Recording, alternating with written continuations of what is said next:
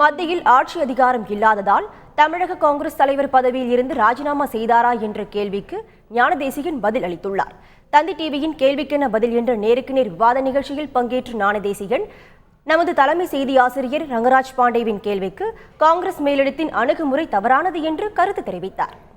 ஆட்சியில் இருக்கும்போது உங்களுக்கு எவ்வளவு அதிருப்தி இருந்தாலும் நீங்கள் சகித்துக் கொண்டிருந்தீர்கள், சமரசம் செய்து கொண்டிருந்தீர்கள். ஆட்சி போய்விட்டது என்றோடனே குறைந்தபட்சம் 5 ஆண்டுகளுக்கு காங்கிரஸ் கட்சியில் நம்ம வண்டி ஓட்ட முடியாது, இதுவே சரியான தருணம், நாம் ஓடிவிடலாம் என்று நினைக்கிறீர்கள்?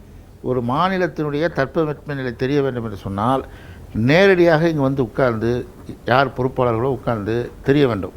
இண்டிகோ விமானத்தில் 7000 ரூபாய் டிக்கெட் இருக்குது என்றால் இங்கிருந்து ஏறி டெல்லியில் போய் இறங்கி பார்க்கிறவர்களெல்லாம் பார்த்து எதையாவது ஒருவரை பற்றி தகவல்களை, தப்பான தகவலை விதைத்து போவதும், அதே 7000 ரூபாய் டிக்கெட் தான் உங்களுக்கும்.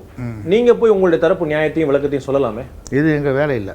அதாவது அதில் நான் ரொம்ப தெளிவாக இருக்கிறேன். இது என்னுடைய வேலை அல்ல. இந்த 3 மாதமாக நான் டெல்லிக்கே செல்லவில்லை. காரணம், என்னுடைய வேலை இந்த கட்சியை வளர்ப்பது. அதில் தவறு இருந்தால் என்னை கூப்பிட்டு பேசுவது அகில இந்திய பொறுப்பாளருக்கு அந்த கடமை இருக்கிறது.